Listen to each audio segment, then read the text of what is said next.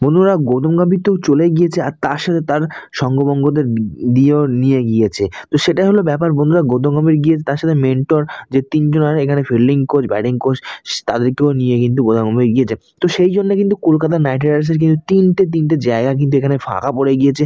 আর সেখানে কিন্তু কলকাতা নাইট রাইডার্সের খুব প্রবলেম হচ্ছে। যার কারণে কিন্তু এখানে ৩টে মেন্টর কিন্তু এখানে রাখতে হবে। তো বন্ধুরা কলকাতা নাইট রাইডার্স এখানে ৩টে বিঘা মেন্টর কিন্তু এখানে তারা সিলেক্ট করেছে। আর সেটার বিষয়ে আজকে বলবো, কারণ আজকে বিষয়ে যেটা বলবো সেটা তোমাদেরকে বলেই দিলাম। আর আজকে ভিডিওতে কিন্তু এইটাই আলোচনা হবে। তো তার জন্য এখনো পর্যন্ত যারা সাবস্ক্রাইব করে বেল আইকনের পাশে থাকো, যাতে ক্রিকেট সংক্রান্ত সব নিউজ কিন্তু সবার আগে পেয়ে যাও। আর একটা লাইক করে দাও বন্ধুরা। এখানে যে ৩টে শট নামের কথা আসছে সেখানে কিন্তু তিনটে বাঘা শটের, আর সেখানে কিন্তু নামটা ফার্স্ট চলে আসে জ্যাক ক্যালিস, যে কিন্তু প্রাক্তন আমাদের প্লেয়ার ছিল কলকাতা নাইট রাইডার্সের। আর সে কিন্তু ক্যাচ মেন্টর হিসাবে কিন্তু আগেও ছিল, বাট তাকেই ফিরিয়ে আনা হচ্ছে এখানে জ্যাক ক্যালিস, তারপর ইয়ং মর্গান, আর এখানে কিন্তু আমাদের ইরফান পাঠান। তো এই ৩ জনের নাম কিন্তু উঠে এসছে। এই ৩ জনের মধ্যে বন্ধুরা কাকে নিলে তোমাদের ভালো হয় অবশ্যই কমেন্ট বক্সে জানাতে ভুলবে না।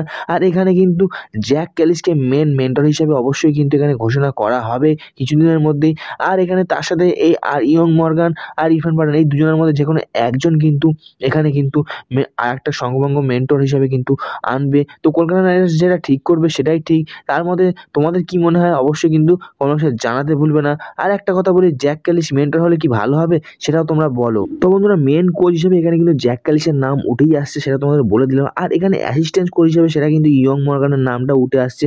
আর এখানে ইরফান পাঠানকে বন্ধুরা কলকাতা নাইট রাইডার্স কোন জায়গায় রাখবে সেটা অন্তত এখন পর্যন্ত জানা যায়নি, কারণ বোলিং কোচ যেহেতু আছে সেই জন্য কিন্তু বোলিং কোচের দিক দিয়ে কিন্তু ইরফান পাঠানকে নেওয়া হবে। বাট এখানে বোলিং কোচ কলকাতার আছে, সেই জন্য এখানে ইরফান পাঠান চয়েসটা কেমন হবে সেটা অতটা জানা যাচ্ছে না। বাট কিছুদিনের মধ্যেই কিন্তু এটা জানা হয়ে যাবে। আর এখানে দুটো যেটা নামটা উঠেছে জ্যাক ক্যালিস, সেখানে কিন্তু সে কিন্তু মেন কোচ হবেই হবে।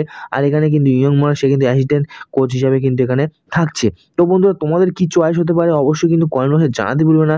আর ভিডিওটা ভালো লেগে থাকলে অবশ্যই লাইক করতে একদম ভুলবে না, কারণ তোমরা লাইক করলে তাড়াতাড়ি আরও ভিডিওটা আরও 10 জনের কাছে যাবে, তারপর তো ভাইরাল হবে না। তো সেটাই একটা কথা বলি যে ক্রিকেট সংক্রান্ত নিউজ পাওয়ার জন্য অবশ্যই সাবস্ক্রাইব করে আমাদের পাশে থাকো। দেখা হচ্ছে নেক্সট ভিডিওতে। Bye bye.